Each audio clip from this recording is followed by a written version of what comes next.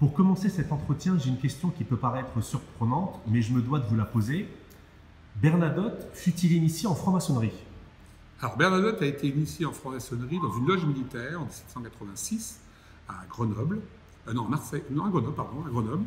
Et puis c'est la seule trace qu'on a de ça, qu'on a de cette initiation, parce que par la suite, on ne sait pas très bien en quoi consistait son appartenance à la franc-maçonnerie. Par exemple, en 1801, j'ai retrouvé au Grand Orient de France des archives qui montraient que Bernadotte voulait se faire initier à Rennes, où il était commandant de l'armée de l'Ouest, donc dans une loge maçonne de Rennes. Mais comme il n'avait pas le temps, il avait envoyé son adjoint. Donc résultat, ça veut dire que de la loge militaire, il n'était pas forcément passé à une loge civile. Mais il est resté dans le flou. Il est resté dans le flou, c'est très Bernadotte d'ailleurs de rester dans le flou, comme Napoléon peut-être d'ailleurs. Et en fait, il va laisser croire qu'il est franc-maçon. Est-ce qu'il est franc-maçon ou est-ce qu'il ne l'est pas? On n'en sait trop rien, on n'a pas d'autres preuves particulières. La loge militaire, oui. L'initiation à Rennes, apparemment non. À Paris, rien. Et ça a pu aider malgré tout cette idée de flou pour son élection en élection comme prince royal de Suède, puisque Charles XIII de Suède, qui était sans héritier à l'époque, lui est le grand maître de la franc-maçonnerie suédoise. Donc, adopter un Français, ça ne lui plaisait pas forcément au départ. Mais par contre, un Français, peut-être franc-maçon, ça a pu aider. Mais c'est un des éléments. Voilà ce qu'on sait de la franc-maçonnerie. Alors par contre, Bernadotte, après, comme prince royal de Suède, puis roi de Suède, sera le grand maître de la maçonnerie suédoise. Les rois de Suède étant, jusqu'en 1974, si je ne m'abuse, les bienfaiteurs de la maçonnerie suédoise. Vous dites que Bernadotte a tissé des liens très forts avec de nombreux officiers durant les guerres révolutionnaires. Est-ce qu'il était populaire au sein de l'armée et surtout, est-ce que ses amitiés nouées durant les guerres de la Révolution lui furent utiles durant la suite de sa carrière? Alors, évidemment, c'est un soldat donc de l'armée, un militaire de l'armée de Sambre-et-Meuse. Sambre-et-Meuse, c'est la grande armée créée en 1794, donc, qui combat dans le Nord. Il sera dans l'armée du Rhin ensuite. Et dans cette armée-là, vous allez retrouver plein de gens qui sont Hoche, qui sont Kléber, qui sont Lefebvre, Championnet, Marceau, etc., etc. Des gens qui vont être le futur maréchal Ney également. Donc des gens qui vont être des militaires très importants sous la République et parfois sous l'Empire, avec qui Bernadotte va tisser des liens d'amitié assez importants, voire très importants. C'est-à-dire qu'ils s'écrivent souvent. On a plein de lettres de Bernadotte de Bernadotte vers ses amis et inversement. Même quand il est roi de Suède, d'ailleurs, les lettres continuent d'arriver. Et il y a une amitié importante avec des liens fraternels qui peuvent être liés à la franc-maçonnerie, pourquoi pas, mais pas seulement. Notamment, je prends le cas de Ney, les fils du maréchal Ney iront servir dans l'armée suédoise par la suite ici. Par la suite, après la mort du maréchal Ney en 1815. Il est très ami avec Fouché. Alors, Fouché n'est pas dans l'armée, mais Fouché, évidemment, les enfants de Fouché iront servir aussi dans l'armée suédoise. Et le duc d'Otrante, l'actuel duc d'Otrante, est un noble suédois. Donc ça montre une évolution, et suédois et noble suédois. Donc ça montre qu'il y a une amitié. Et dans l'armée, alors si on prend au niveau de l'armée, au moins jusqu'à son départ, jusqu'en 1809, on va dire, ici, Bernadotte, il a souvent des troupes étrangères. Napoléon se méfie de lui, donc il sait qu'il est très populaire dans l'armée. Alors pourquoi Bernadotte est très populaire? Parce que, comme dit Napoléon, de façon assez péjorative, il a mangé à la gamelle. Manger à la gamelle, ça veut dire qu'il a été soldat. Je vous rappelle qu'il a commencé, il s'est engagé comme simple soldat en 1780. Et il a remonté tous les échelons, tous les grades, si vous voulez, ici, pour devenir officier au moment où c'était possible, c'est-à-dire en 1792. Donc il sait les besoins des soldats. Et surtout, il sait aussi les combats, qu'il y a parfois des combats qu'on peut éviter, des combats de trop. Donc il sait économiser la vie des soldats. Donc pour tout ça, il est très aimé, qui en plus, c'est quelqu'un qui est un séducteur, un beau parleur, qui sait emporter les foules, emporter les troupes. Donc il est aimé. Et il est aimé aussi par les étrangers, puisqu'il va avoir beaucoup de troupes étrangères sous ses ordres. Je l'ai dit parce que Napoléon se méfie de lui au moment de l'Empire, notamment des troupes saxonnes qui vont par exemple se débander contre les Alliés en 1813 lors de la bataille de Leipzig. Pourquoi? Parce qu'en face d'eux, il y a Bernadotte. Et ils ont vu que Bernadotte était là, donc ils veulent rejoindre. Donc voilà, c'est quelqu'un qui était populaire. Dans l'armée française, il sera populaire jusqu'en 1813. Après 1813, évidemment, il est considéré comme un traître par Napoléon, et Napoléon fait de la propagande, et automatiquement, là, on l'aime de moins en moins, c'est clair. Dans votre livre, vous écrivez une phrase très forte sur laquelle j'aimerais avoir de plus amples explications. Je vous cite, cette élection, celle de Bernadotte au trône de Suède, contribua clairement à la chute de Napoléon. Oui, alors elle contribue clairement à la chute de Napoléon, à mon sens, et on l'a souvent un peu minoré, parce que d'abord, Bernadotte va monter sur le trône de Suède. Il est prince régent de 1810 à 1818, mais le roi est malade et donc il va prendre sa place en définitive. Et c'est lui qui va réorienter la Suède vers l'Angleterre et vers la Russie. En fait, il a bien compris qu'il ne pourrait pas battre les Russes et qu'il fallait plutôt s'associer avec eux pour conserver son territoire et prendre la Norvège qui pouvait être un pis-aller à la défaite. Donc, Napoléon pensait que Bernadotte allait l'aider, pensait qu'il allait être un allié au nord, notamment pendant la campagne de Russie. Et pendant la campagne de Russie, Bernadotte n'intervient pas. Il reste en arrière.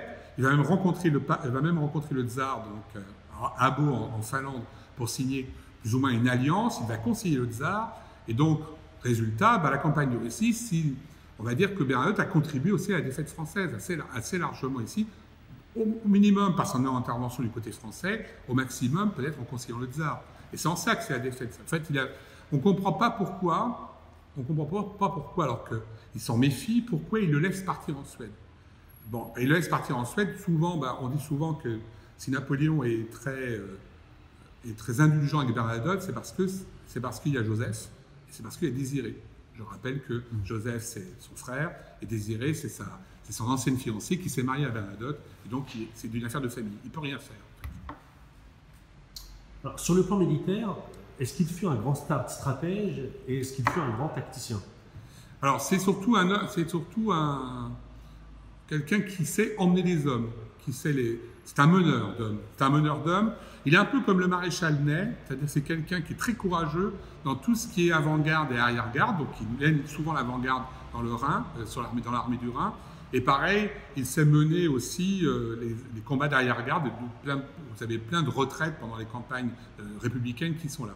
Sous l'Empire, il sait faire manœuvrer, il sait suivre les ordres la plupart du temps. C'est le cas à Austerlitz, c'est le cas dans la plupart des batailles ici. Il n'y a qu'un seul moment où il y a un moment évidemment un peu trouble dans sa carrière militaire française, c'est la campagne d'Allemagne, donc en 1806, notamment pendant la bataille de Jena et de Austerlitz, où là, Davout avait besoin de soutien à Austerlitz et Bernadotte ne vient pas malgré les appels répétés des aides de camp de Davout. Pourquoi il ne vient pas? Il y a deux raisons. D'abord, il suit les ordres que Napoléon a donnés. Et Napoléon et Berthier envoient des ordres très précis, donc ils doivent être à telle heure, telle heure, telle heure. Et donc, à chaque fois qu'un officier ne suit pas, eh bien, il se fait réprimander et Bernadotte suit. Bon, ça, c'est la première explication. Et puis la deuxième explication, c'est que Davout et Bernadotte ne s'entendent pas. Donc, il y a évidemment un problème de concurrence qui est lié. Alors, qu'est-ce qu'il a emporté sur l'un et sur l'autre? Évidemment, Davout accusera toujours Bernadotte de trahison, etc.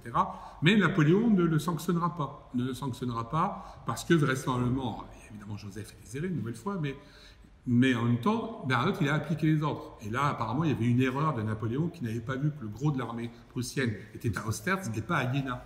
Donc, résultat, Bernadotte aurait pu être fusillé ce jour-là. Il aurait même pu être passé en conseil de guerre, on l'avait envisagé. Il ne le sait pas. Bernadotte va même participer à la poursuite de l'armée prussienne jusqu'à Lübeck, où il va s'emparer d'officiers suédois. Et puis, il fera la campagne de Pologne, où il va s'illustrer à Spenden, pas à Eylau parce qu'il n'est pas là, ni à Friedland parce qu'il est blessé, mais il va s'illustrer à chaque fois. D'ailleurs, dans votre livre, vous dites que le traitement des officiers suédois par Bernadotte, c'est un des points... C'est un des points qui a fait qu'il a été élu vraisemblablement après, parce qu'il rencontre le comte Morner, qui est un des officiers suédois. Il les traite très bien. Bernadotte, c'est quelqu'un de très chevaleresque. Donc c'est un officier à l'ancienne. On dit souvent que Bernadotte, il était fait pour être roi. Tellement il est chevaleresque, séducteur, etc., etc. Donc résultat, il les traite tellement bien que les Suédois repartent émerveillés. Et quand un autre officier va venir, on cherche un officier français en 1806, il y en a plusieurs qui viennent, on pense à Eugène, mais Eugène, il est catholique, il n'a pas trop envie de partir là-bas. On pense à Berthier, il ne veut pas se séparer de sa marquise Visconti, donc résultat non plus. Et Bernadotte, lui, il n'a plus rien à perdre, il est en disgrâce à ce moment-là. Résultat, même s'il n'est pas protestant, il invente que sa mère était protestante. Même s'il ne parle pas suédois, il dit qu'il va parler suédois, ce qu'il ne fera jamais d'ailleurs. Mais bon, donc il va partir pour ça. Vous en avez un petit peu parlé, mais j'aimerais que vous développiez ce point, s'il vous plaît. Quels furent ses rapports avec Napoléon? Alors, c'est des rapports intéressants parce que c'est des rapports d'admiration et de haine à la fois. Bernadotte, il admire Napoléon assez clairement. Dès la première rencontre, d'ailleurs, il dit qu'il a eu l'impression de voir un général qui voulait paraître plus vieux que son âge, mais qui avait évidemment beaucoup de compétences. À la mort de Napoléon en 1821, le roi donc de Suède, Charles-Jean alias Bernadotte, on a des lettres où on sait que Bernadotte va pleurer. Il pleure parce que c'est quand même quelqu'un qu'il a admiré pendant très longtemps. Et il le dit à son fils Oscar, j'ai réussi, Napoléon a fait des choses admirables, j'ai réussi à le dépasser peut-être dans la gestion du pays. On pourra en reparler peut-être, mais bon, il y a cette idée ici d'admiration importante, mais en même temps, il y a une jalousie, parce que Bernadotte considère qu'il est aussi bon que Napoléon. Il est aussi bon que Napoléon, d'ailleurs, il aurait pu prendre le pouvoir, on avait envisagé de prendre le pouvoir juste avant Brumaire. En 1799, il y a peut-être une possibilité pour Bernadotte qu'il n'a pas prise. Bernadotte, donc, il y a ça, il y a une jalousie, et à chaque fois, il essaye de renverser. Il est profondément républicain. C'est ce qui les différencie avec Bonaparte. Il est profondément républicain. Car vous direz, c'est paradoxal ce qu'il a mis un roi. Il est profondément républicain, surtout parce qu'il est profondément légitimiste. Et il vient du Béarn. Et en Béarn, la légitimité est essentielle. Donc, le résultat, c'est qu'il va beaucoup trop hésiter. Il est contre Napoléon, il va beaucoup hésiter. Et il est aussi quelqu'un qui veut n'agir qu'à coup sûr. Du côté de Napoléon, Napoléon dira qu'il a vu, quand il l'a vu pour la première fois, qu'il a vu un grand homme qui avait une tête de Romain. Une tête de Romain. Donc, une tête de Romain sur un corps d'athlète, entre guillemets. C'est un beau compliment. Mais en même temps avec une jactance méridionale. Donc ouais. Quelqu'un qui parle beaucoup mais qui ne fait pas grand-chose.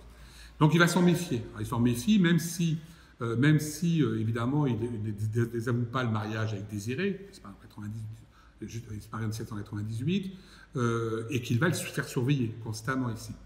Résultat, il y a une jalousie, il y a une méfiance, mais on ne comprend pas pourquoi, justement parce qu'il est méfiant et qu'il le connaît, pourquoi il le laisse partir en Suède. Alors, Napoléon le fait surveiller, mais comme vous le dites si bien tout au long de votre livre, Bernadotte, il est toujours plus ou moins lié avec des complots. Toujours. Comme pour la franc-maçonnerie, oui. Parfois il y a des complots qui se font en son nom. Il ne dit pas qu'il en est, mais si ça se fait, ça l'arrange. Il y a toujours 2 pas en avant, 1 pas en arrière. C'est-à-dire qu'il est toujours en situation de protection. Il sait protéger ses arrières et il laisse les complots se faire, comme vous le dites. Si ça marche, il y va. Si ça ne marche pas, il n'est pas condamné. Par exemple, dans le complot des petits pots de beurre, un complot de Libelle diffusé par l'armée de l'Ouest, c'est son adjoint Simon qui prend et lui, hop, il n'a pas pris, alors que Fouché savait très bien qu'il était au courant, mais Fouché est ami avec Bernadotte à l'époque. Fouché, d'ailleurs, qui l'a empêché de faire un coup d'État en 1799, lui a dit de se calmer et plutôt de rester en arrière.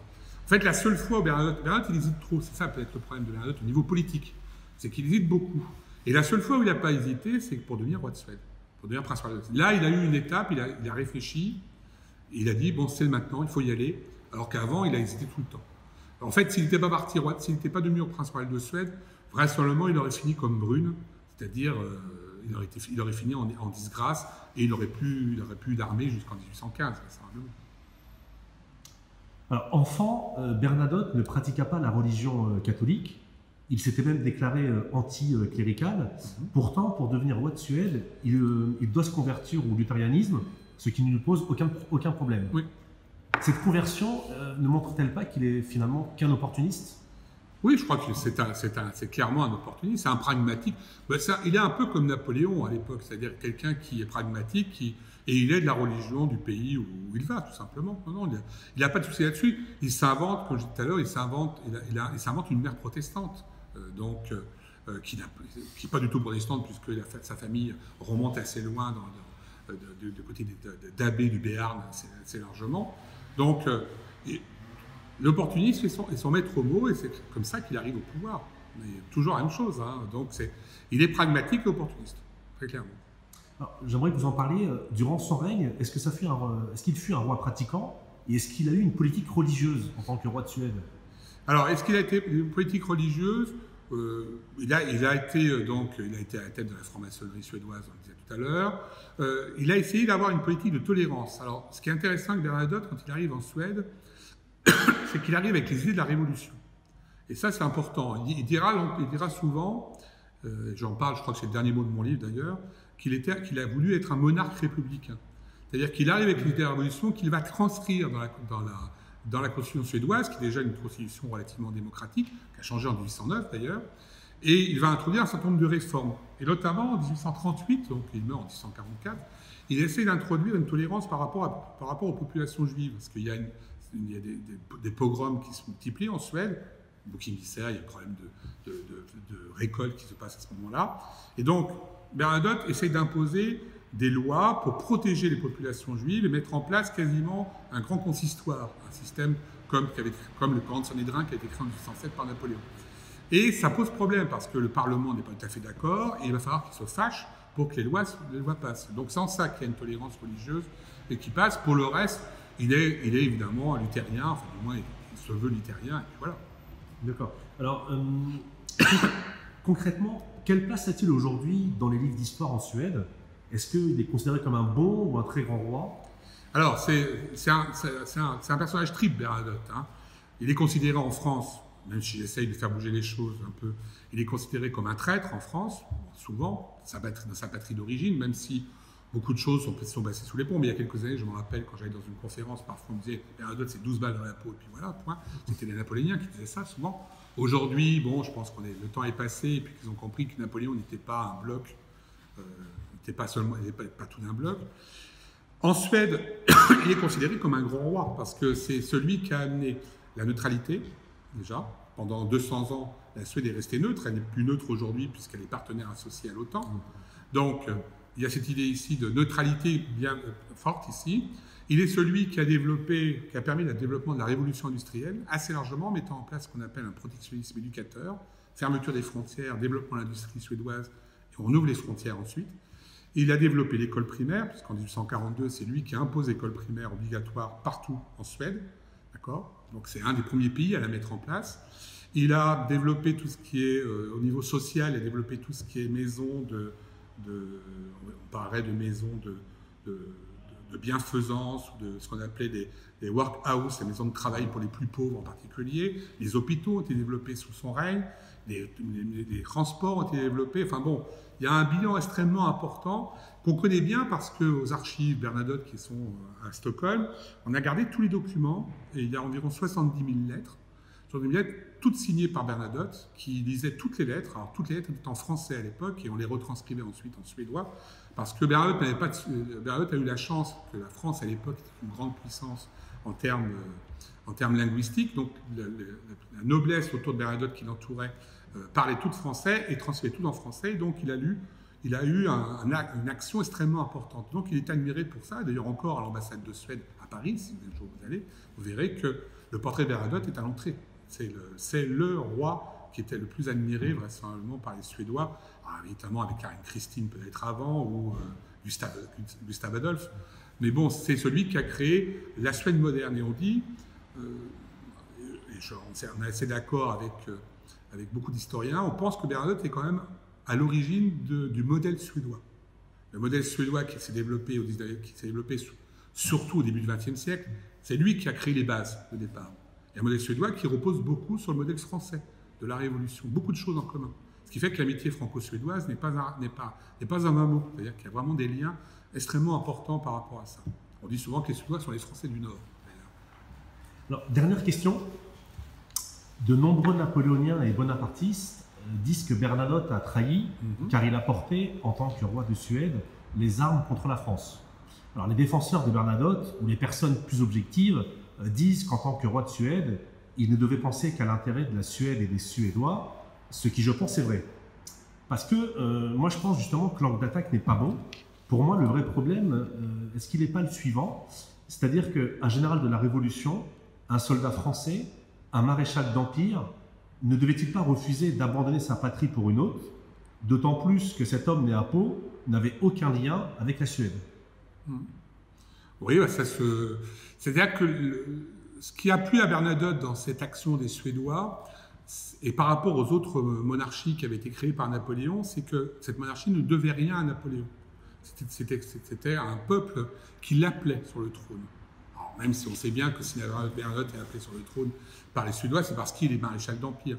Mais c'est toujours ça qu'il mettra en avant. L'idée, c'est que ce n'est pas Napoléon qui le met directement sur le trône, il est appelé par un peuple qui le souhaite, qui l'élit.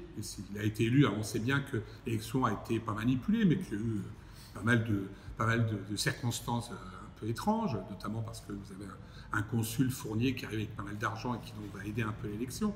Mais sa légitimité, elle repose là-dessus. Donc, il est pour le droit des peuples à disposer d'eux-mêmes. Ça, c'est essentiel. Ça, il va le dire tout le temps. Alors, même si, de temps en temps, évidemment, il se fâche, et, de temps en temps, quand le peuple ne suit pas ce qu'il veut faire, il fait des colères, ça arrive. C'est comme tout Béarnais ou tout méridional, diront certains. Et je crois qu'il le montre bien, cette idée qu'il est pour le droit des peuples à disposer d'eux-mêmes et qu'il est pour la légitimité, parce que quand la Suède va annexer la Norvège, alors elle n'annexe pas, c'est une union dynastique, 1814.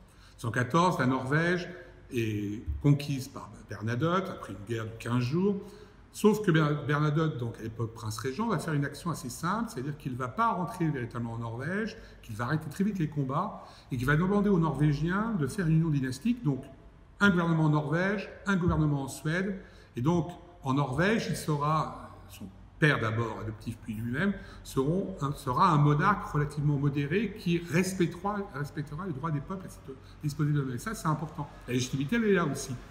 La légitimité de Bernadotte en Norvège, c'est que le peuple, alors après une guerre évidemment, mais il a respecté le peuple norvégien et il a été élu ensuite et couronné en Norvège. Le couronnement en Norvège se fera à ses frais. Ce sera le premier couronnement depuis les Vikings quasiment. Donc ça montre bien qu'il y a cet aspect-là qui va être important. Bon, donc résultat, si je reprends votre question, je suis parti un peu loin peut-être, c'est que moi je pense que Bernadotte, à partir de 1810, il fait un pari, le pari sur l'avenir, c'est-à-dire qu'il part de France. Il part de France, en France il n'y a plus rien à gagner, c'est un opportuniste, on l'a dit, et il se dit qu'en Suède il y a une action possible à gagner.